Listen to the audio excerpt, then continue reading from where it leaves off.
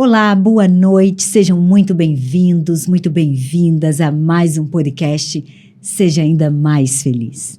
Hoje eu tenho aqui uma convidada muito especial.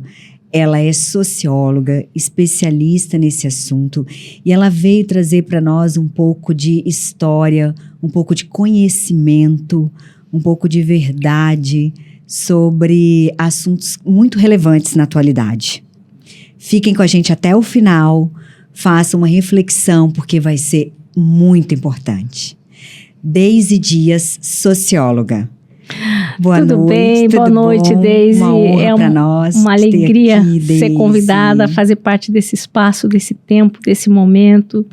E quero dar boa noite a todo mundo que está em casa também, que está nos acompanhando nesse podcast. Esse podcast da Deise já está famoso, o negócio está bombando, os assuntos são tremendos. Se eu fosse você, eu não perdia nenhum. Glória a Deus por isso. E a gente está aqui para a gente pensar um pouquinho nessa tarde, refletir um pouquinho sobre esse momento atual que nós estamos vivendo, a situação do nosso país. Nada melhor como uma socióloga para explicar para nós. É sempre um desafio, né? É sempre você analisar de uma forma geral, fazer uma análise como que está a sociedade, como que está indo o mundo, o que está acontecendo. Então, queira ou não, a gente já fica com uma ótica de observação, né? Perfeito. E a gente entende que o país agora está num caldeirão. E eu sei o país está fervendo. Uma estudiosa, né, desses assuntos. Estudou bastante sobre socialismo, comunismo, capitalismo. Eu acho que pode trazer bastante conhecimento. Eu sou cristã, né? Então, eu nasci num lar cristão e quando a gente começa a estudar de uma forma mais técnica algumas coisas, você começa a perceber que existe muito mais do que só uma questão política, uma questão de partidos, ou uma questão de posicionamentos ou de interesses. Existe toda uma construção, né? Uma construção que vem sendo feita desde o século XVII, século XVIII, século XIX, onde aflora tudo isso. E a gente vai vendo que a ideia, o pensamento é realmente tornar uma nova sociedade, uma sociedade de uma nova raça, digamos assim, mas uma sociedade onde sejam desconstruídos os valores cristãos, os valores judaicos, os valores que, na verdade, uniram a sociedade, que fizeram com que a nossa sociedade fosse melhor. Esses valores que têm sido combatidos e que muitas vezes as pessoas não percebem. Às vezes eles acham que é só uma questão de política, uma questão de identificação com um político ou a identificação com alguém, e é muito mais sério do que isso, porque quando nós estamos tratando de política, e nós como cidadãos, nós temos que tratar de política, quando nós estamos pensando nisso, existe toda uma questão de leis, uma questão de estrutura mesmo que está sendo tomada. E hoje a gente olha só a questão do Brasil, mas o mundo inteiro tem passado, vem passando, né, já passou, está passando por isso. Então, a gente vê que é uma coisa muito mais séria, que não é só uma questão entre homens, mas é uma questão espiritual. Uau! Né? Então, isso que eu percebo, assim, que cada vez que eu estava estudando algo desses assuntos, seja comunismo, seja socialismo, né? Depois a gente vai entender um pouquinho as pequenas diferenças que existem, aonde eles querem chegar. E como esses homens, como esses intelectuais trouxeram isso, o que eles pensavam, aonde eles queriam chegar, você vai vendo que é uma questão mesmo de desintegração social e de destruição de valores, de desconstrução de uma sociedade. Então é mais sério do que você dizer assim, não, eu votei nesse porque esse é bonzinho, porque esse fez alguma coisa, ou porque esse deu alguma coisa. É muito mais sério do que isso. Nós estamos tratando de um futuro de uma geração, né? Futuro de gerações que virão para frente. Então é isso que eu penso. É verdade. E eu acho que o nosso papel, enquanto detentor de algum conhecimento, é justamente esclarecer isso, né? Trazer isso à luz. Porque eu costumo dizer, né?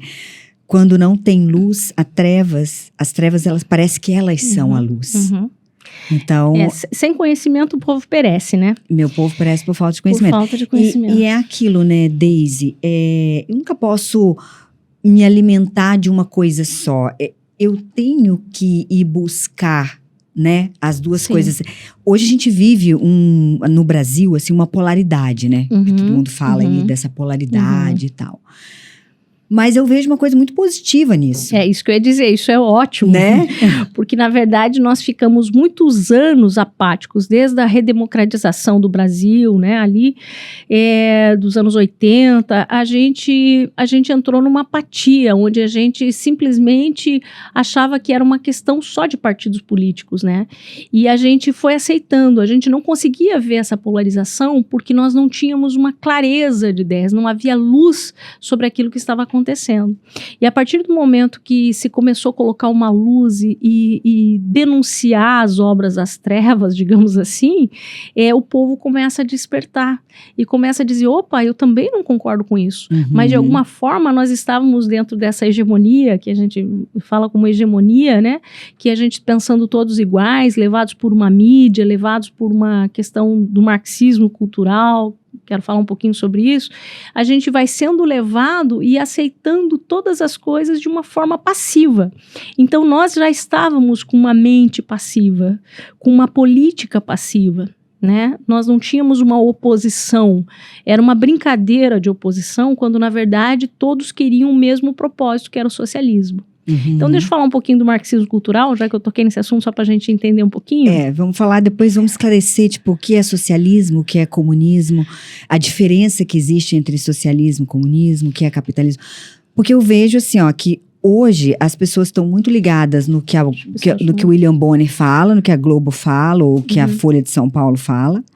E elas ficam só com aquela informação ali, né? E eu vejo que, tipo assim, que essa má informação, essa informação distorcida, ela chega por diferentes, né? Diferentes portas, tipo, para reforçar aquela cartilha que uma mentira dita 100 vezes torna-se uma verdade. Isso é verdade. Então vamos tentar pensar um pouquinho sobre isso, mas deixa eu fazer uma construção aqui de um pensamento sobre o comunismo para a gente poder chegar a entender aonde a gente chegou hoje no mundo, né? Então teve um autor chamado Thomas More, que ele escreve um livro que é Utopia.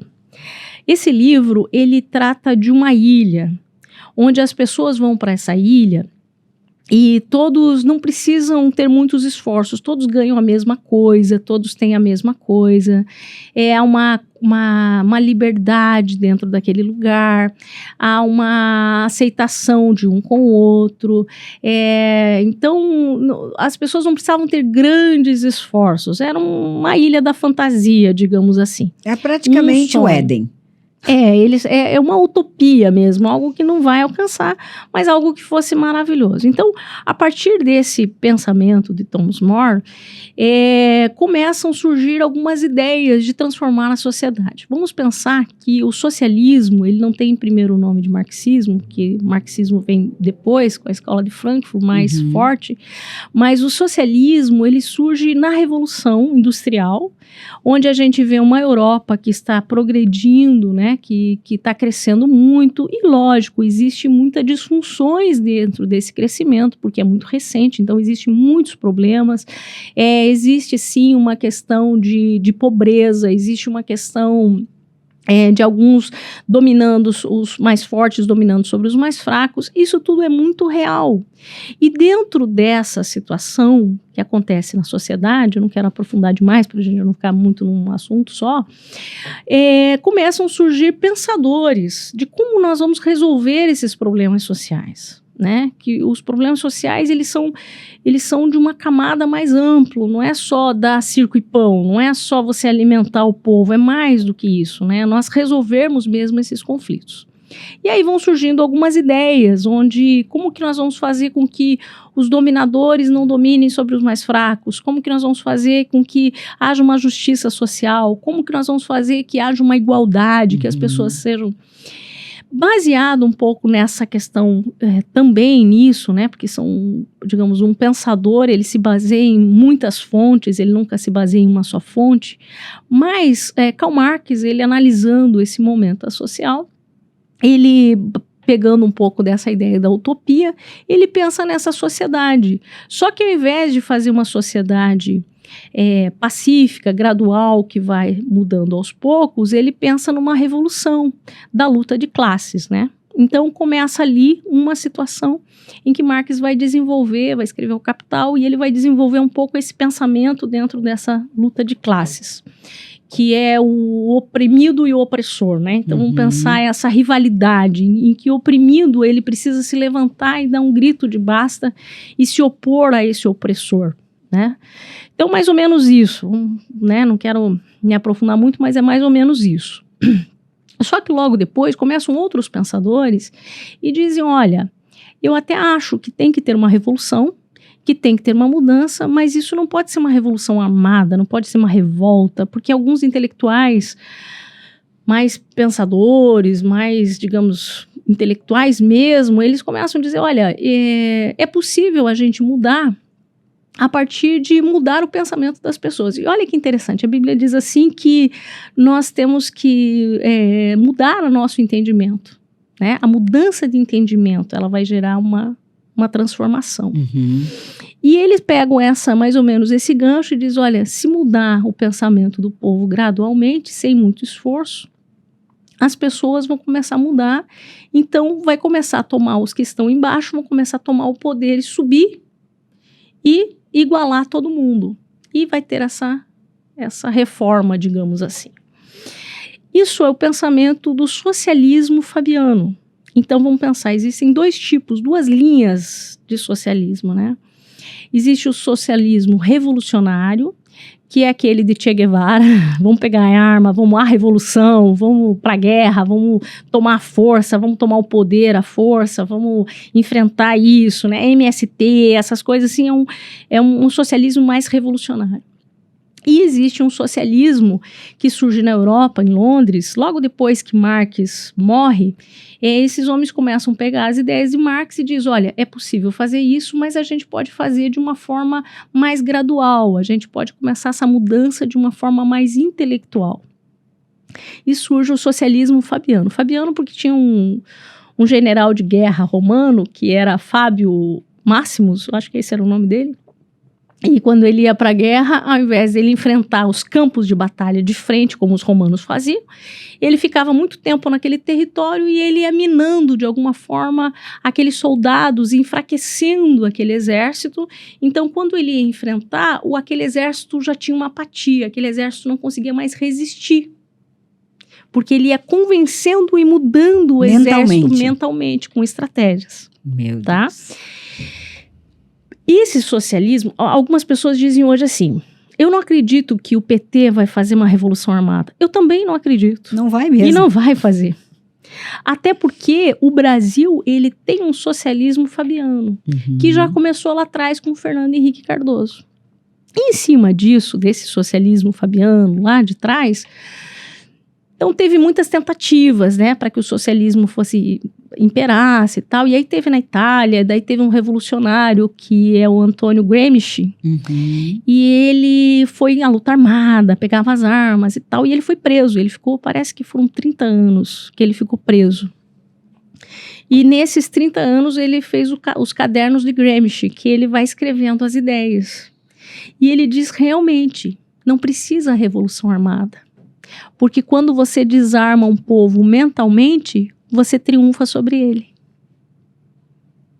E aí Gramsci começa a dizer, você tem que atuar nas 7 áreas de influência, ele não fala exatamente com essas palavras, 7 áreas de influência é um termo mais novo, mas você tem que atuar na sociedade e mudar a mentalidade das pessoas, e você não começa por baixo. Porque os revolucionários, eles pegavam as pessoas, digamos, os operários, e se levantavam contra os proletários. Então, eles pegavam aquela luta ali, as greves, e começavam e se revoltavam contra os que estavam acima. E Gramsci diz o seguinte, você começa por cima, você começa mudando a cabeça de quem está em cima e não de quem está embaixo. Então você começa pelos intelectuais, você começa pela educação, você começa pelos professores, você começa de um outro nível. E quando você vai mudando de lá, você consegue alcançar lá embaixo. As massas. Que daí você vai fazer uma hegemonia cultural, onde todo mundo vai pensar a mesma coisa e vai pensar para o bem. Então não vai ter revolta, não vai ter revolução, e passivamente o povo aceita isso. Aceita e como uma coisa boa, como se uma fosse coisa boa. a melhor... Uma justiça social, Exatamente. o politicamente correto, Exato. e aí todo mundo... Uma defesa das minorias. A defesa das minorias. E foi isso que Fernando Henrique começa e faz nas universidades. Por que que hoje nós temos as universidades que são tão socialistas? Uhum. Porque foi trabalhado há 30 anos atrás, 30 e poucos anos atrás, foi trabalhado em cima dos intelectuais, dos professores, que foi passando para os alunos. Nós fomos recebendo uma educação dentro das escolas, totalmente socialistas, com filmes socialistas, desenhos. Isso é mundial, né? Ah, porque daí entrou nas casas. Entrou nas casas e aí você... São as 7 portas, né? Quais são as 7? 7 áreas de 7 influência, áreas de né? influência. Que é a religião, a família, a educação, a mídia, o governo, a economia e a política, né? O governo. Então, são 7 áreas em que você vai se infiltrando e vai mudando a mentalidade. Então, quando você corrói, digamos, as bases que dá a estrutura, você enfraquece. E hoje a gente vê esse pensamento, essa onda, que é mundial, como você falou, infiltrada em todas essas áreas, né? Dentro das igrejas. Sim. Dentro Aí das a gente teve a teologia da libertação no final dos anos 80.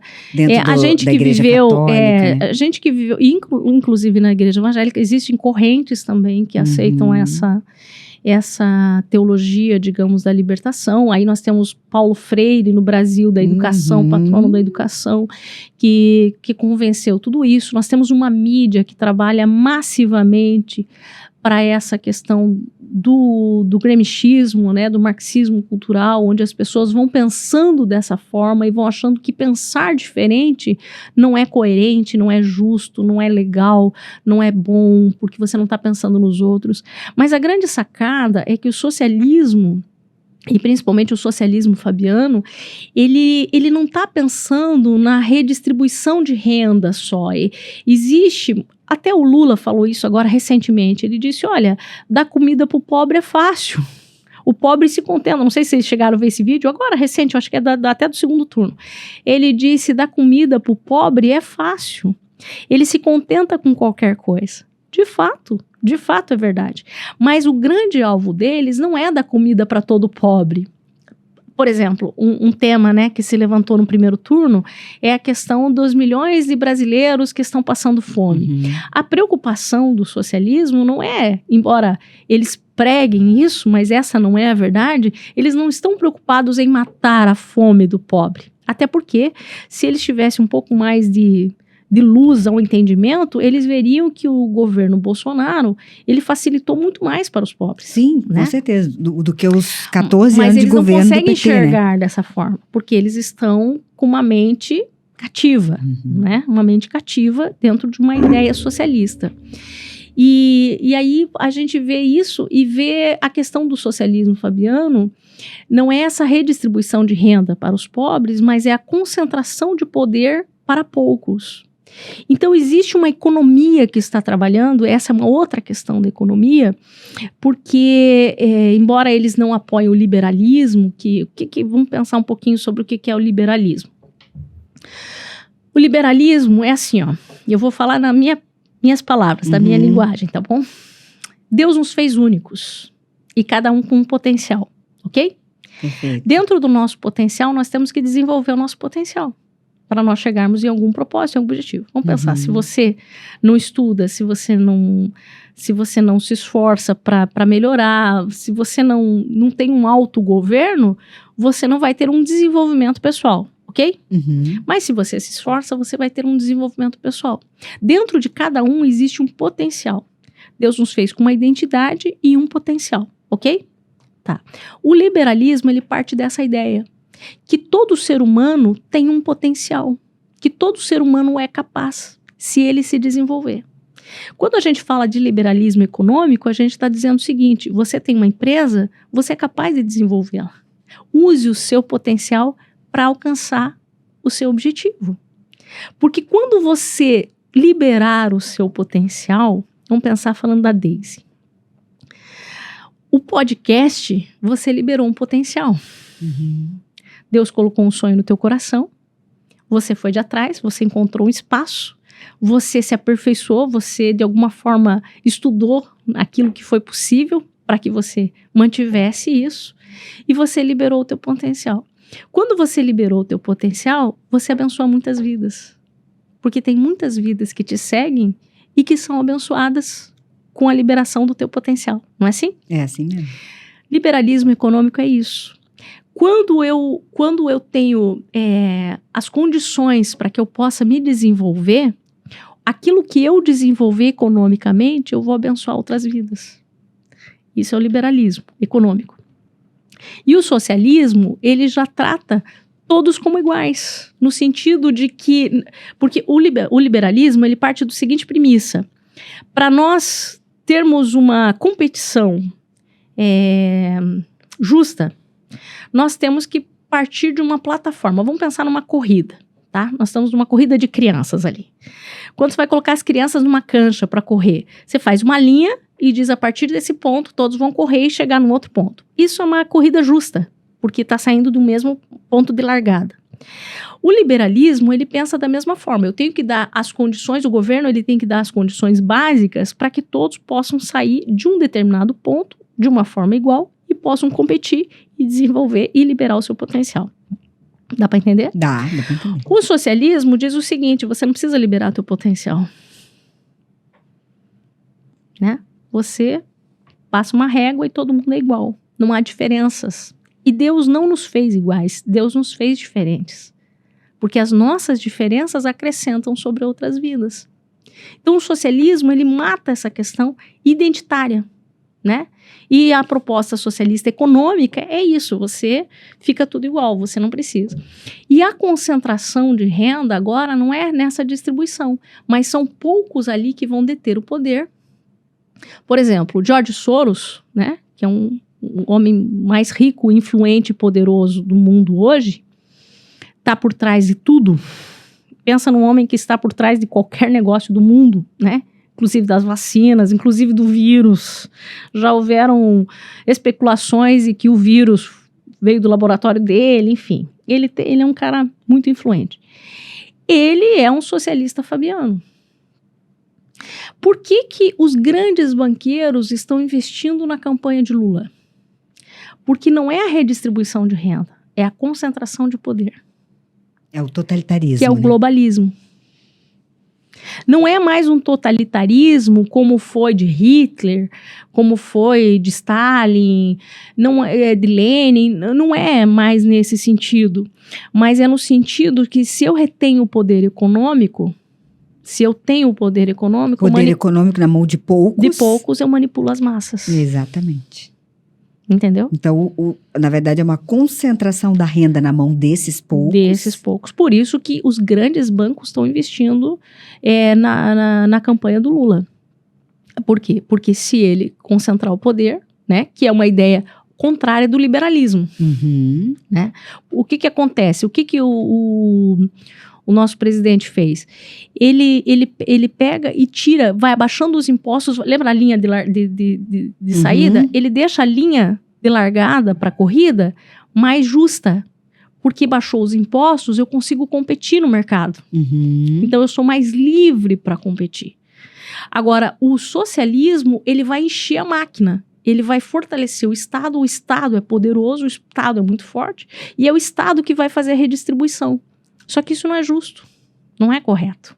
Não sei se dá para entender. Claro. Se as pessoas, você veja bem, se é um número pequeno de pessoas que controlam toda a renda e dita aquilo que você vai para a massa, né? Ó, para vocês isso aqui, nós que vamos distribuir, nós que vamos mandar. Isso. Eles não são pessoas como nós? Sim. Como é que o outro vai saber o que é melhor para mim mais do que eu mesmo? É a dominação, né? É a dominação, exatamente. E aí o que eles querem? Quanto mais emburrecido for a população, emburrecida no sentido de passiva, de não questionar, de aceitar passivamente, de lutar pelas pautas do politicamente correto, de olhar, seguir as massas, quanto mais massa for, melhor é para eles dominarem. Agora, quando surge um camarada igual o Bolsonaro, doido, que surge do nada, sozinho, e faz uma loucura dessa, para eles é insano. E se você olhar, os intelectuais do Brasil, né? Os intelectuais, a mídia, os banqueiros, muitos grupos fortes, eles estão a favor do Lula. Por quê? Por causa do globalismo. Porque eles têm uma agenda, né? Que a gente nem vai entrar, a gente pode trazer para um outro podcast, a agenda da ONU, né? Agenda da ONU. Fantástica, mas é intensa. E você vai ver que eles estão todos trabalhando por um caminho só. Uhum. Se a gente vai trazer isso para o lado cristão da coisa, nós vamos entender que existe uma nova ordem mundial que está sendo elaborada, construída, né? Em cima disso. Então, a questão não é só o que você vê, é o que está além dos olhos, é o que você não está vendo, mas que são estruturas que estão vindo para destruir. Então, o que eu diria disso tudo pior? É as pessoas não pensarem. Não pensarem por si mesmas. Exatamente. Elas pensarem pela manipulação. Exatamente, porque daí já entraram nessa dominação, né, desse pensamento, né? Já adotaram isso, porque na cartilha do Gramsci lá falava, né, que uma mentira dita 100 vezes torna-se uma verdade. Sim. Então elas já compraram aquilo como a verdade. E por que compraram? Porque olha só, porque desde da escola, vamos pensar no primário ali, vai vindo, se eles vão tendo uma educação que já vai sendo gramscista, que já vai levando que o socialismo é o melhor, que o socialismo é o mais justo, que o socialismo é o bem do povo, que ele vai crescendo com essa ideologia, com esse pensamento. Claro. Né? Quando chega nas universidades, e os professores isso são autoridades, reforçado. né? São autoridades, inquestionáveis, né? Na nossa época era inquestionável. Só que aí que entra o nosso papel. Nosso papel como pais, como mães, como pessoas influentes, digamos, agora é o momento da gente pegar os nossos, ainda quem tem filhos pequenos, e dizer, você não vai aceitar tudo passivamente. Você precisa questionar. Será que o que você está ouvindo de fato é a verdade? E é interessante porque, claro que a gente vai amadurecendo, vai olhando algumas coisas. Hoje eu olho para trás, quantas coisas eu aceitei passivamente quando criança? Porque era inquestionável, era o que estava ali na cartilha. Exato. O que você vai fazer? Desde a gente, na época do Fernando Henrique, por exemplo, mesmo eu amava na época o Fernando Henrique. A maior decepção da minha vida foi quando eu entendi o socialismo do Fernando Henrique. Para mim foi uma dor terrível. Meu Deus, eu faço ideia. Porque você vê um intelectual, um socialista, uma pessoa, né, um sociólogo, uma pessoa inteligente. E naquela época, mesmo na época do governo do PT, né, a gente achava que a mídia, a televisão, o rádio, as revistas, os jornais, a Folha de São Paulo, meu Deus, eles traziam a verdade. Sim, você não podia questionar. Eles eram pessoas neutras. Sim. A gente não questionava aquilo.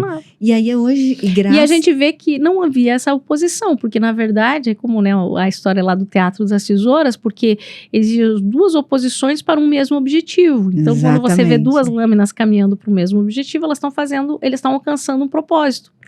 Então a gente não tinha oposição. Por isso que eu dou graças a Deus por esse momento que nós estamos vivendo, embora seja um momento polarizado, embora seja um turbilhão que está acontecendo. É lógico que a gente tem muitas coisas para tratar nessa sociedade, o ódio, muitas coisas que estão fora de lugar, né? Mas que foi incutida por esse marxismo cultural mas também, que né? De alguma forma, hoje nós estamos atentos, né? Com quem quer que eu converse, pessoas normais, digamos, né, da vida normal, não sei se grandes estudiosos, mas de uma forma geral, as pessoas dizem, olha, alguns anos atrás eu escolhi o político, eu nem tinha noção muito do partido, da ideologia do partido que vinha por trás, eu escolhia porque era o melhor candidato que parecia e tal.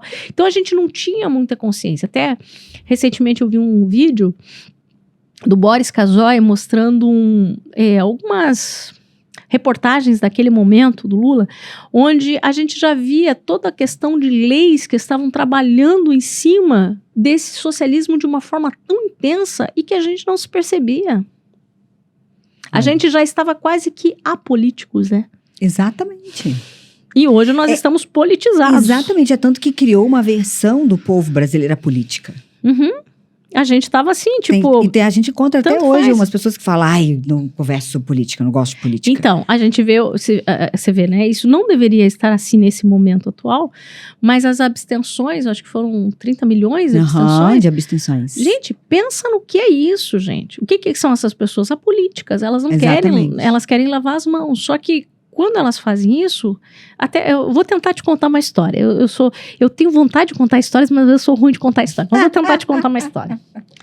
Diz que tinha um professor que estava dando aula sobre socialismo. E os alunos não conseguiam entender. Que, claro, ele é meio complexo.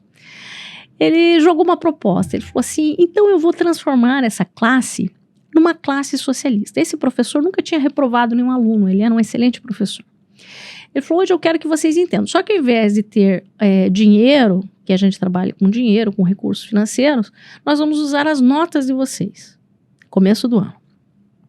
E perguntou se os alunos, democraticamente, se eles aceitavam o socialismo. E eles toparam o desafio de fazer essa brincadeira, né? Digamos assim, mas o professor falou, olha, a gente está entrando e vai ser assim. Então, o que vai acontecer? Nós vamos fazer as provas, vocês vão estudar, e no final nas provas ali, eu vou fazer uma média e todo mundo vai ficar com a mesma média de notas. Então, todos vão ter a mesma nota. Tudo bem? Vocês aceitam? Ah, sim, todo mundo aceitou. Tudo bem. Teve a primeira prova. Na primeira prova, os que estavam acostumados a estudar, estudaram, fizeram sua parte. Alguns que não estudavam, não estudavam. Pegou todas as notas, dividiu as notas e fez uma média. E deu nota B. Ótimo, tranquilo, tudo bem. Os alunos que estudaram mais, que estavam acostumados com A, ficaram meio chateados. Falaram, puxa vida, eu estudei mais, eu nunca tirei um B, eu sempre tiro A. Mas eu poderia tirava tirar C ficou felizão, hein? Mas o que tirava C ficou feliz. Passou o primeiro bimestre. No segundo bimestre, o que aconteceu? Aqueles que tiravam não estudaram tanto. Falaram, não vou me esforçar tanto. Exatamente. De que vale me esforçar tanto? E os outros continuaram do mesmo jeito. A nota deu D. Quando foi no quarto bimestre, deu Z. Deu F para todo mundo. E aquela turma inteira reprovou. E eles entenderam. Por quê? Por causa daquele negócio que eu te falei do liberalismo. Quando você não se sente impulsionado a trabalhar, você entra num comodismo e você aceita aquilo. E no fundo esse povo muitas vezes está nessa passividade. E esses que absteram-se de votar, eles são essa turma, que eles querem só a média. Só que no final das contas isso não vai ser bom. Uhum. O concordar, o aceitar, o permitir... Eles acham que eles vão ficar com B, mas no final das contas vai estar todo mundo com F, inclusive eles com F. A turma inteira vai perder, entendeu? Então é isso, quando você não vota, quando você não cumpre o seu papel de cidadania, você acaba sofrendo as consequências, né? E todos vão sofrer as consequências. Isso nós estamos falando num sentido econômico da coisa, né? Sim. Num sentido mais ideológico da coisa e tal. Mas aí entra muitas linhas, né? Que aí é aquela questão da desintegração social, da desestrutura, dos valores. Nós conversamos aqui num outro podcast sobre os valores judaicos cristãos, né? Então, o que acontece? Essa desestruturação, quando o socialismo, essa ideia entra dentro dessas 7 áreas de influência, ele começa a desintegrar algumas coisas. Por exemplo, no século XIX, quando... vamos pensar aqui em Marx, vamos pensar em Darwin, vamos pensar em Freud e Nietzsche, pensar em 4 pensadores do século XIX, esses homens foram os homens que tiraram Deus da jogada, digamos assim. Uhum. Né? A ideia dos 4, por quê? Porque o marxismo, dentro do socialismo de Marx, ele diz o seguinte, a religião ela é muito forte e ela tem uma verdade, e ela te dá um caminho. Uma pessoa que é religiosa é uma pessoa que, vamos pensar lá em Weber, quando ele diz a ética protestante, o espírito capitalista é a ética protestante, por quê? Porque Weber vê o seguinte, que o cristianismo, ele te ensina a trabalhar, e ele te ensina a ser um bom funcionário, ele te ensina a respeitar uma autoridade, ele te ensina a tratar bem um empregado, né? Então, a Bíblia diz assim, ó, quem não trabalha, não coma. Então, o cristianismo, por si, ele traz dentro daqueles que são cristãos o desejo de trabalhar, o desejo de construir uma família, de estruturar uma família. Então, vamos pensar num pai de família que é cristão no sentido dentro da ética cristã, não vou nem falar no nível do cristianismo religioso, mas dentro dessa ética cristã, Qual que é o sonho dele? O sonho dele é casar, dar uma casa para essa esposa, ter filhos, poder sustentar esses filhos, comprar o melhor para esses filhos. Então ele desenvolve um pensamento dentro do socialismo que vai dizer que é o capitalismo. Por quê? Porque ele precisa trabalhar e produzir porque ele quer dar o melhor para sua família. Para destruir esse capitalismo, o socialismo diz o seguinte: se ele não tiver família, ele não vai ter todo esse esforço. Então a família é algo que precisa ser destruído. Daí o aborto. Aí você tira a questão. Aí você entra em muitas coisas. Como que eu vou destruir uma família? O que eu faço para destruir uma família? Então, a monogamia. Não, a monogamia é uma coisa religiosa. Você tem que destruir a monogamia. Porque se você tem um casamento monogâmico, você tem um casamento feliz, você tem um casamento abençoado e você tem um casamento que vai perdurar. Olha só as ideias por onde vai por trás, né? Claro que é uma viagem, né? Claro. Muitas coisas. A religião. Se a religião te ensina a você ser fiel, a você servir a Deus, a você ser generoso, a você guardar daquilo que você tem, porque a propriedade privada... se a gente for estudar lá no Gênesis, quando Deus estabelece os 10 mandamentos, e ele vai dizer que você não pode ter inveja do teu irmão, e que aquilo que ele tem é dele, e aquilo que você tem é teu. Então, Deus estabelece uma propriedade privada. Então, o marxismo vem e diz assim, nós temos que destruir esse pensamento de religião. Então, nós temos que tirar a religião, nós temos que tirar a família. E nós temos que trabalhar na educação, porque se as pessoas crescerem entendendo diferente, elas vão ser diferentes. Então ela começa a ruir as estruturas dessa sociedade. E aí quando eles tiram Deus da jogada, porque Deus é o centro, a origem de todas as coisas, e eu tenho dito que a maior crise que o mundo está vivendo hoje é uma crise de origem, né? Do século XIX, quando começa a questionar as origens, quando Darwin diz não é criacionista, é evolucionista. Então, no século XIX, quando esses homens começam a questionar aquilo que é autoridade, uma verdade absoluta, começa a entrar os relativos, você começa a ruir princípios e valores, e você, tirando Deus, colocando Deus longe, eu faço como eu quero. E ninguém vai me cobrar nada, e tá tudo certo. E tudo é relativo, né? Então, eu coloquei Deus lá. Quando Nietzsche diz Deus está morto, na verdade, ele não está dizendo Deus não existe, ele está dizendo Deus existe, mas ele está longe. E quando ele diz ele está morto, ele diz vocês mataram Deus, a religião matou Deus.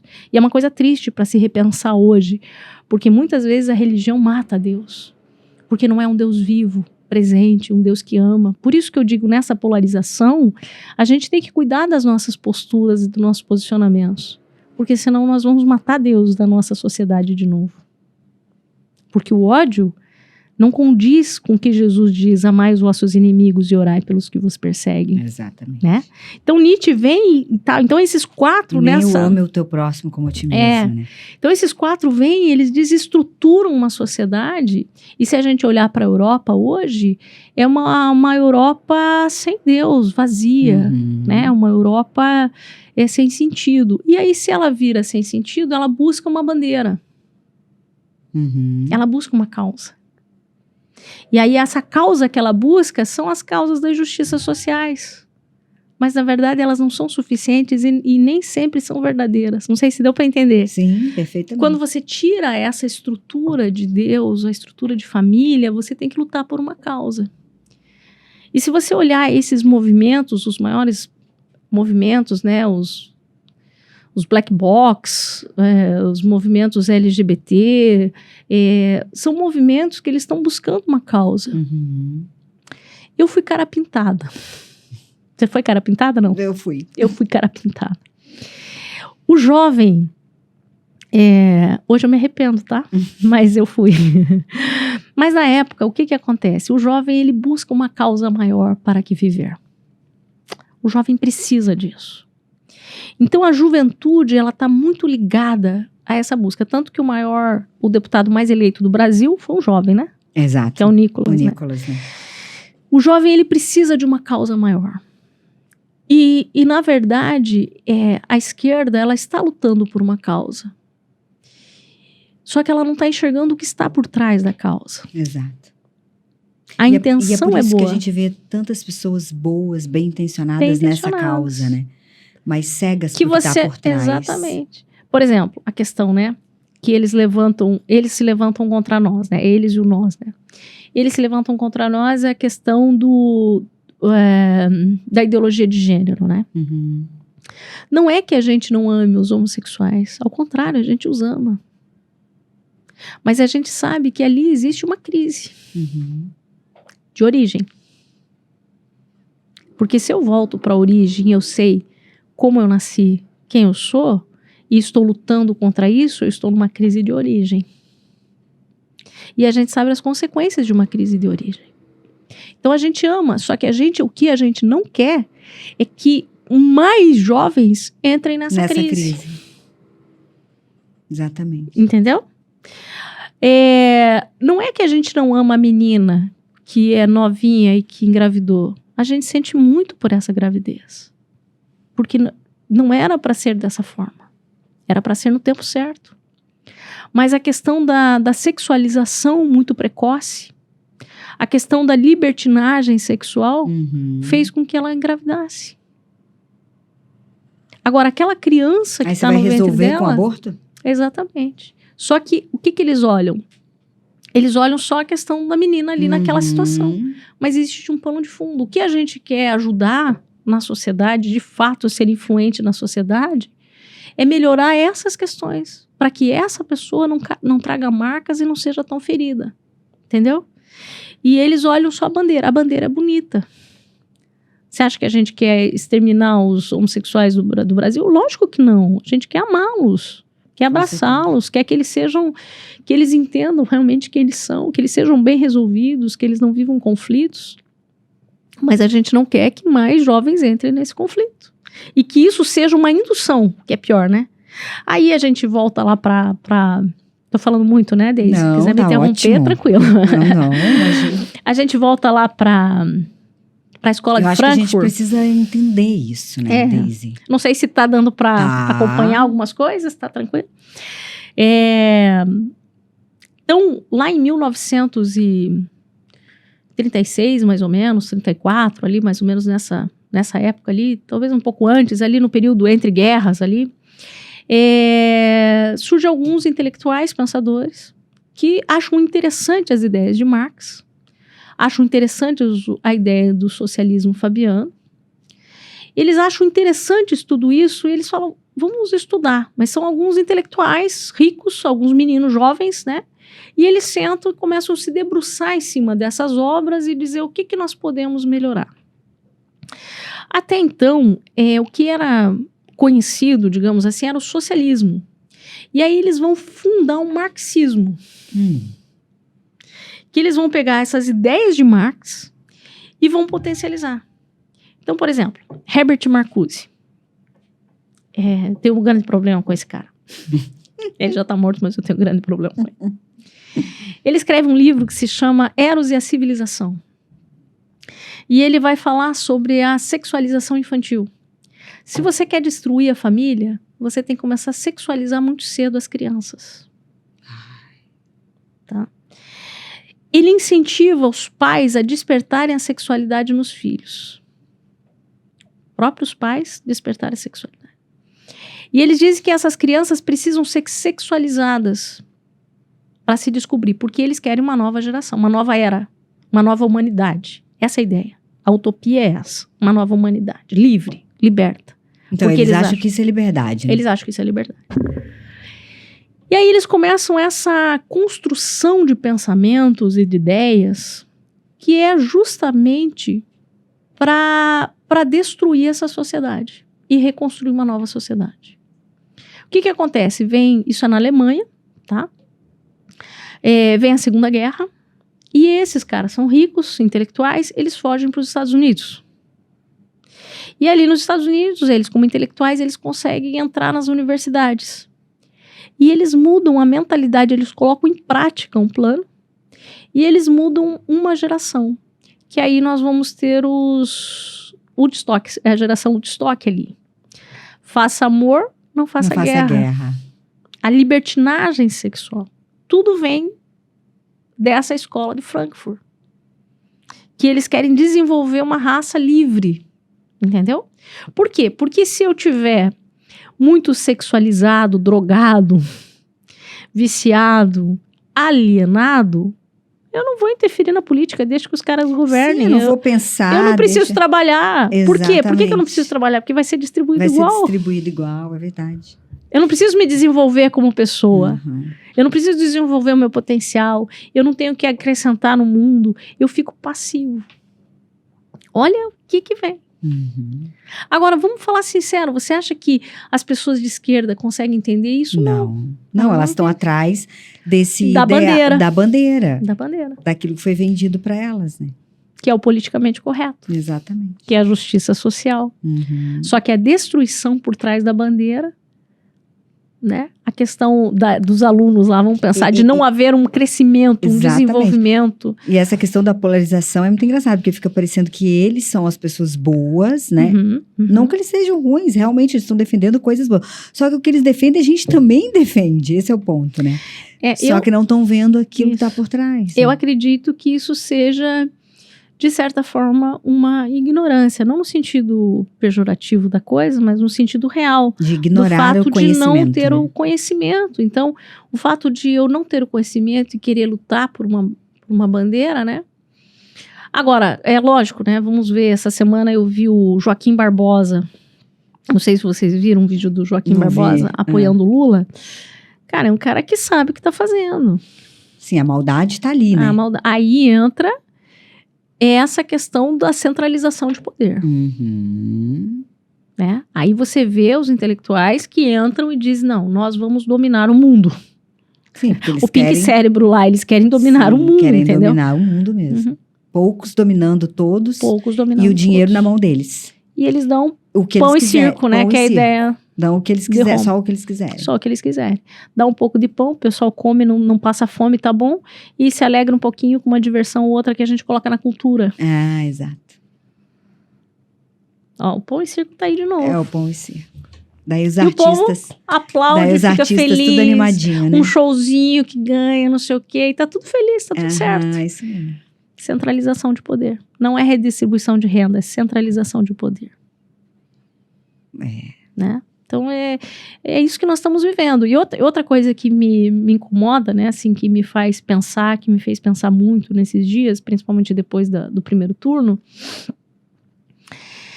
é uma crise moral, né? Eu falei de algumas crises que nós estamos vivendo no Brasil, mas uma crise moral do Brasil. Por que eu digo uma crise moral? Vamos pensar que a moralidade dos políticos, ela sempre foi colocada em xeque no Brasil. Isso não é novidade para nós. Na época lá dos anos 80, que tinha Jô Soares, eu não sei quem está assistindo a gente aí, mas nossa idade aí vai lembrar, né? E o Jô ótimo, né? Maravilhoso, porque ele é muito inteligente, mas ele tinha o corrupto, lembra? Que ele tinha uma gaiolinha dos corruptos? Então, naquela época, a gente já tinha uma ideia e uma noção de que os políticos eram imorais, né? Que isso já existia, essa imoralidade política. Mas o que nos choca? Vamos pensar numa campanha há 12 anos atrás, 15 anos atrás. Quando estava chegando perto de uma campanha, você deve lembrar disso também, sempre existiam alguns escândalos que vinham para a mídia. Sim, né? Para destruir aquele candidato. E às vezes era uma corrupção pequena, às vezes era não sei o que ele comprou. Eram coisas até... Hoje, a gente olhando diante do nosso você cenário... Vê o impeachment do Collor mesmo por causa de uma Brasília. Era do Fiorino, não era Fiorino, não, era uma Elba. Fiat Elba. Fiat Elba. E, imagina, né? Então, a gente olhava aquilo ali e o que acontecia? Isso que eu quero que você pense. Antes daquela eleição, se houvesse alguma de corrupção, alguma denúncia de corrupção sobre aquele político, ele não ganhava a eleição. Porque as pessoas pensavam, eu não vou ser conivente, não vou votar num candidato corrupto. Porque eu não sou corrupta. Eu não vou votar no corrupto. Por que eu digo uma crise moral? Porque nós temos a metade do Brasil que sabe de todo o escândalo, que sabe de verdades que eu falei aqui, porque tem muita gente que sabe disso que eu falei, que sabe do que é o socialismo, sabe o que é o comunismo, sabe o que são as bandeiras, sabe o que é centralização de poder, sabe o que é globalismo. Alguns não sabem. Mas no Sul, onde nós estamos, o povo sabe. Mas vamos pensar que a gente tem 40%, quase 50% de pessoas que são coniventes com aquilo que sabem que não é o correto. E aí eu digo para você, nós estamos vivendo uma crise moral. Porque a imoralidade política tornou imoral o nosso povo, porque eu sou conivente. Quando eu voto, eu estou dizendo, tá tudo bem, que mal tem. É uma cumplicidade. Chega a ser, né? E daqui a pouco nós vamos ter uma geração que já temos, né? Vamos pensar a geração dos milênios, talvez já tenham alguns, que aí não são mais nem imorais, eles são amorais. Uhum. Não há mais moralidade de certo e errado. E isso ainda não está sendo falado. Uhum. Então, mas sabe que isso grita dentro de mim. Eu falo com meu marido, né? A gente conversa, eu falo com ele.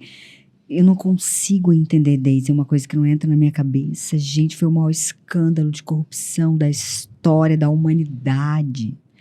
Se você digitar lá no Google qual o maior ladrão da história da humanidade, o primeiro nome que vem é o do Lula. Agora, uma coisa, né, que é muito interessante... Tipo, as pessoas ignoram isso, gente, pelo amor de Deus. Mas assim, eu não entendo. Deise, aí entra uma questão que também vai além do que a gente vê, né? A questão sempre vai além. Que é assim, vamos pensar a nível só de bens. O que é um sítiozinho em Atibaia? O que é um triplex no Guarujá? É Guarujá, né? O que é um triplex? Quer dizer, cara, é um valor, mas, cara, isso representa... Mas isso talvez, não, mas as pessoas fazem essa conta. Representa tão pouco, porque dá a sensação que não foi tanto roubo assim. Porque se você olha... Mas esse não é o maior roubo. Claro, mas a questão de que ele não roubou para ele. Ele roubou para uma ideia, para um partido, para... nem digo um partido. Uma ideologia. Para uma ideologia. Um investimento para esse gremistismo que eu digo, para esse socialismo, Fabiano, para entrar nas mentes, para que haja passividade, o preço é caro. E foram muitas vidas. E o roubo é para isso. O roubo não é para que ele seja rico, como a caviar, ande de helicóptero, isso, aquilo, não. O roubo é para que haja, para fazer calar o povo. É para o pão e para o circo. Para que o povo se cale, seja manobra, seja fácil de ser manipulado. Para que poucos os dominem. Só que o que é pior? O povo aceitou a manipulação. E isso é chocante. E por isso que eu falo da imoralidade. Eu tenho uma pessoa que me ajuda em casa, uma diarista, e ela é do Nordeste. E eu perguntei para ela em quem ela votaria. Ela não vota porque ela veio e não transferiu o título. E ela disse que votaria... Não, primeiro ela me perguntou, em quem que a senhora vai votar? Uhum. Daí eu disse em quem eu ia votar, daí ela falou assim, o que ele deu para a senhora? Daí eu falei, como assim? Ela falou, ele não deu nada assim de dinheiro, de gás... Tadinha. De alguma coisa... Eu disse não. E eu até achei interessante, porque até parecia piada, dava até impressão. Porque claro que a gente tem esse conhecimento de que muitos políticos lá, eles dão, né? Mas eu vi a sinceridade dela. Eu vi que ela estava falando com verdade. Daí eu comecei a conversar com ela. Daí ela falou quem ela votaria, né? No PT, enfim. Daí ela disse, não, eles sempre dão pra gente. Aí, interessante. Daí eu falei, quanto você está recebendo hoje de Auxílio Brasil? Daí ela falou 640, eu acho que é isso, né? Ela falou 600 e alguma coisa. Ela falou, estou recebendo 600 e... Acho que é 640. Não tenho bem certeza. Não sei se é 600 ou 800. Eu sei que é 3 vezes mais. Mas eu acho que é 600, né? 600 e alguma coisa. 3 vezes mais do que o Bolsa Família. Aí eu perguntei, quanto que você recebia? Eu acho que ela falou 170. Achei muito interessante quando eu fiz essa pergunta para ela. Aí eu falei, você consegue fazer a conta? Aí ela olhou para mim como quem diz, é verdade. Você vê, a pessoa está recebendo, mudou a vida e não consegue fazer a conta. Por quê? Porque há uma narrativa de que só quem ajuda é o PT. Que quem cuida dos pobres é o PT. Mas essa não é a verdade. Aí eu digo a manipulação das massas. Exato. É o pão e circo. Entendeu? Que continua sendo alimentado. E esse dinheiro desse roubo é para o globalismo, que eu digo para você que é a centralização do poder, porque não é para redistribuição. Eles não roubaram para abençoar o povo. Eles roubaram para ter mais poder. Por que eles roubaram? Por causa do Foro de São Paulo. Para que a América Latina pudesse...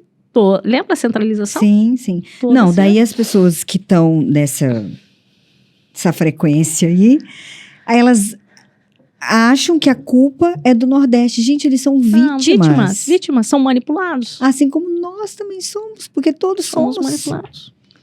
O que acontece? Minha família é de nordestino, minha família paterna toda, né? Eles são de Fortaleza e tal. Eu tenho uma irmã que é homossexual. Quer dizer, nós somos do mesmo lado, gente. Não é sobre isso. Por isso que eu digo pra você, a narrativa deles é que a gente rejeita. Não, a gente ama. Exato, a gente ama. E outra, né, Deise, essa coisa da minoria. Tem a minoria, a menor minoria que tem é o indivíduo. Claro.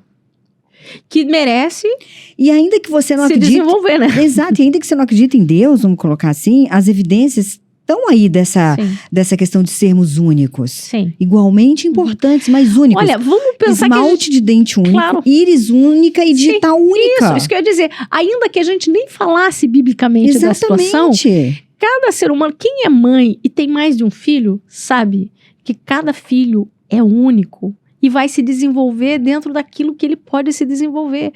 Quando eu tento uniformizar isso, eu estou anulando identidades, que é outra crise, que é a crise identitária, do vazio existencial. Que aí, Frankl falava já, né? Essa questão do vazio existencial. Então, a gente está vendo essa crise de uma juventude, esse é um tema que para mim é bem interessante, do vazio existencial da juventude, né? A gente está vendo jovens de todas as classes sociais em suicídio, depressão, síndrome de pânico, ansiedade, não sabe para onde vão, não tem um planejamento de futuro. Sim, eu recebi aqui uma psicóloga que só trata de jovens, né? E ela relatou exatamente isso. Que ela está, assim, apavorada com o consultório, com só crianças assim. Exatamente. E por quê? E lares destruídos. Lares destruídos. Ó, a ideia deles lá, que vem de 1840, e que está sendo gradualmente construída. Se vocês viram um vídeo, o Lula falou agora, uns anos atrás, acho que faz uns 30 anos que ele falou, e ele diz assim... não tenho pressa, eu sou... Não, aqui tem. Não tenho pressa, eu sou até pessimista, ele diz. Vai levar 30, 40, talvez 50 anos para a gente implantar, mas a gente vai implantar. Ai, meu Deus. Não vai não, como diz o padre. Entendeu? Então, a gente vê que realmente é uma construção. Mas deixa eu voltar um pouquinho para a crise identitária, porque se eu trabalho nessas áreas, se eu massifico, se eu emburreço, no sentido, que eu quero falar emburrecer, é no sentido de não despertar a intelectualidade, de não despertar o questionamento, a arte de perguntar, a arte, né, Cury vai falar de uma forma maravilhosa, isso eu amo os livros do Cury, que ele vai dizer, você tem que despertar o questionar-se, né, o questionar o que você está ouvindo, a arte da pergunta, a arte da dúvida. E quando você não faz isso, você emburrece, porque você simplesmente pacifica uma mente que não pensa por si. Ela vai pensar pelo outro.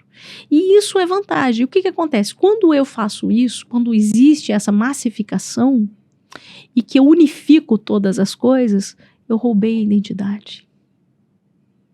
As diferenças já não aparecem mais. Quando eles lutam por uma pauta dos diferentes, na verdade, eles estão lutando pela uma unificação. E não pelas diferenças. Entendeu? Então, essa também é interessante, né? A gente como pensar, diz o poeta, que viva a diferença. Viva a diferença. Só que se eu massifico, eu roubo essa identidade. E a crise identitária vem porque eu preciso entrar dentro de um papel socialmente aceito que me impõe, mas que eu não consigo me encontrar, porque eu já não sei mais quem eu sou. É muito cruel, né?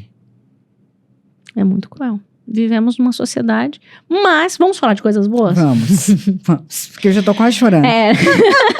Quase que a gente vai sair depressiva daqui, não vai não. Depressiva daqui, que a moça igual os jovens, vamos pra psicóloga. Eu acredito, eu dou graças a Deus por esse movimento no Brasil hoje, que está nos trazendo à luz novamente, que está nos despertando a arte da dúvida, a arte do questionar, a arte de perguntar, a arte de responder, a arte de pensar, né? Estamos isso tudo veio com a direita no poder, né? E assim, o improvável, né? Vamos combinar, né? O improvável. Cara, esse homem surgiu... Meu Deus. Do nada, como diz o outro. Do nada. Só Deus para colocar ele ali, só né? Só Deus. E então isso daí... Sofreu atentado de morte, vamos pensar, tudo, mas nada, né? Eu tenho trabalho com alguns jovens e eles têm alguma liberdade para mim, então eu deixo eles realmente pensarem, falarem. Então, eu tenho ouvido eles e vejo questionamentos sinceros e tenho despertado eles a não dar uma resposta pronta, né? Eu sempre digo para eles, eu não vou dar nada enlatado e não quero nada enlatado, né? Vocês têm que pensar e responder por si mesmos e tirar as suas próprias conclusões. Então, eu instruo eles a ler, a buscar, informar e tal. E aí você vai vendo que está havendo um despertamento. Depois dessa eleição, nunca mais o Brasil vai ser o mesmo, pelo menos nunca mais no futuro recente, porque vai haver um questionamento, vai haver uma classe pensante. Aí eu começo a me animar, né? Aí eu já até... Ai, que bom. Vamos até melhorar na cadeira. Começo a me animar. Sabe por que eu começo a me animar? Porque assim como foi o século XIX, que teve o iluminismo e que teve muitos teóricos e muitos pensadores e muitos filósofos e muitas ideias e muitos pensamentos que, embora não são as melhores, mas elas prevaleceram até agora, eu acredito agora numa geração que vai se levantar. Que vai se levantar com novos pensamentos, vai ter uma revolução cultural. Por quê? Porque questionam o que está acontecendo, vai ter uma revolução nas artes, vai ter uma revolução na economia, vai ter uma revolução em todas as áreas. Na música precisava também. Na música. Porque desde há quanto tempo que a gente não vê uma música de qualidade? Sim. O funk, o sertanejo tomou conta. Se você olhar, é o mesmo toque, né? Exatamente. É a hegemonia. Não, e a letra daquilo tudo ali. Igual, se você não souber o cantor, você acha que é tudo o mesmo, tá falando da mesma coisa, é tudo igual. Mas esse despertamento, como foi? Isso é uma coisa minha, tá? Que eu creio realmente, mas eu acredito num iluminismo, mas num iluminismo maravilhoso, não como foi daquele momento, né? E não vai criticar, mas vai voltar para as origens, vai encontrar as respostas e vai trazer a verdade, Glória né? a Deus. Eu acredito nisso, né? Profetizamos isso, então. Profetizamos. Se a gente olhar o renascentismo ali, as artes nas igrejas, as pinturas, desde que a igreja tirou as artes, a cultura empobreceu, as músicas, se você for olhar Mozart, Beethoven, eles fizeram para Deus, eles fizeram para a igreja, e aquilo cresceu, foi maravilhoso. Então, quando nós voltarmos à nossa origem, que é Deus, nós vamos de novo dar uma resposta com inteligência, com capacidade. Eu acredito que Deus está à procura de pessoas que vão ser extraordinárias nesse tempo, que vão sair da mediocridade, sabe? Eu realmente estou muito positiva, muito crendo nisso, que essa massividade vai ser um despertar para que muitas pessoas possam se desenvolver, mostrar as suas diferenças, mostrar suas habilidades, que haja realmente novas ideias, novos pensamentos, sabe? Novas estruturas, novos escritores, que a gente saia de um blá blá blá e viva algo extraordinário. Amém. Eu creio nisso. Eu creio que essa bagunça toda é para isso. É para sacudir, sacudir. E o mundo, a Europa do século XIX, como eu disse, pelo menos com esses quatro, né? Com esses quatro teóricos, mas foram muito mais do que esses, gritou aos quatro ventos, né? Deus está morto. E eu acredito que o Brasil, porque o Brasil é o único que está se despertando, esse gigante que estava adormecido está despertando, ele vai gritar para o resto do mundo, Deus está vivo, e Ele está conosco, sabe? Eu creio nisso. E daqui vão sair intelectuais, músicos, economistas. O Brasil vai alimentar o mundo através da sua agricultura, da sua cultura, cultura, da sua inteligência. O povo brasileiro, quem viaja pelo mundo sabe, o brasileiro é maravilhoso, o brasileiro é acolhedor, o brasileiro é querido, o brasileiro é comunicativo, o brasileiro é inteligente, o brasileiro brilha, o brasileiro tem uma saída para todas as coisas, e eu acredito que o Brasil vai ser o berço de uma revolução, sim, mas não de uma revolução socialista, mas uma revolução avivalista. Creio nisso, Daisy. Sonho com isso, espero isso, falo para meus filhos. Quero ver isso E digo todos os dias para Deus, se o Senhor está procurando alguém na terra, eu tô aqui. Se o Senhor está olhando e procurando alguém para fazer diferença, eu quero estar aqui, né? Eu quero fazer parte disso. Eu quero fazer parte, sabe? E esse é o sentimento que eu gostaria que os brasileiros tivessem, sabe?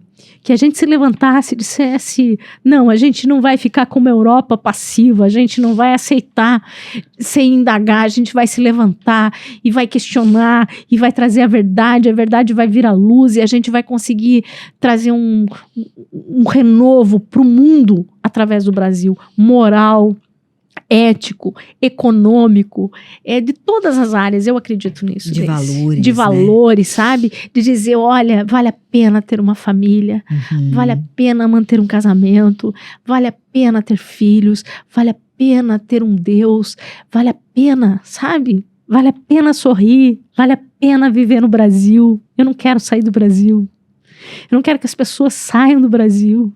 O Brasil, uma terra linda, maravilhosa, próspera, terra de Santa Cruz, uma terra que mana realmente leite e mel, e que seja o Brasil a proclamar aos quatro cantos, Deus está vivo, nós estamos vivos e pensantes nessa terra. Amém. Né? Amém, Deise. Amém. Eu me empolgo, né? Que bom. Olha... Ainda bem que a gente terminou bem, né? Sim. Que a gente começou. Não, porque se a gente ficar olhando para trás, mas essas coisas ficaram para trás. Exatamente. O Senhor tem coisas novas para a nossa vida e nós vamos viver o novo. Eu Amém. creio nisso, Deise. Mas a gente precisa olhar para isso tudo e entender o que está para trás. Né? E se levantar, né? E se levantar. E se levantar e dizer, eu não sou mais um número só. Exato. Eu sou um ser individual, com uma identidade única, com potencial.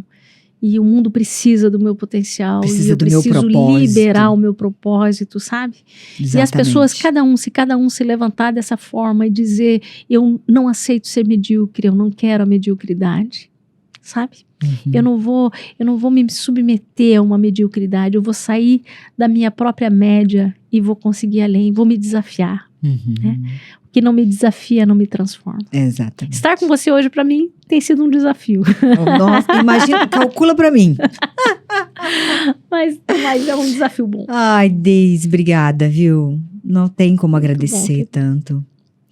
Eu peço a vocês que divulguem esse vídeo, que mandem para todos os conhecidos, que vocês sejam luz nesse mundo e sal nessa terra. É conhecimento, é verdade, isso precisa ser propagado. Depende de nós, né? Depende de nós. O Brasil que a gente quer tá nas nossas mãos. É isso daí. Então que a gente possa, cada um de nós, fazer a nossa parte. Nem que seja aquele beija-flor, Sim. né? Carregando a água. Eu me sinto esse beija-flor, sabia? Apagando o incêndio da floresta. Mas não desista, não desista. Porque eles não desistem. Nós não podemos desistir. Eu quero deixar uma mensagem para você que está nos ouvindo, que você se valorize, que você saiba que Deus te fez um ser único, que você tem uma origem sim, e você tem um destino, que você não nasceu do nada, você não é uma ameba, e não foram os bilhões de anos que te transformaram num ser humano, você é uma pessoa criada por Deus para um propósito, e que você tem muito potencial dentro de você, mais do que você imagina.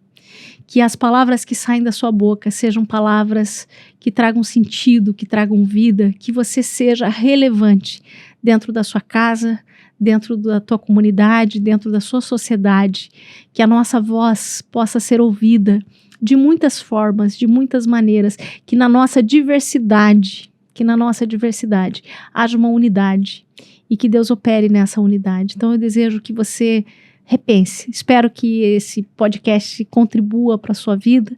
Se você quiser estudar algum assunto mais profundo, vai lá, mergulha, estuda mesmo, descobre o que é socialismo fabiano, descobre o que é socialismo revolucionário, vai lá entender o que é o comunismo, vai entender as raízes disso, estuda a escola de Frankfurt, fantástico, você vai ficar chocado, vai lá e vê sobre Herbert Marcuse, você vai olhar para tuas crianças e vai dizer, Senhor, proteja os meus filhos, e diga, eu vou ser uma voz que vai lutar pelas crianças do nosso Brasil, por essa sociedade, pelo mundo. Amém.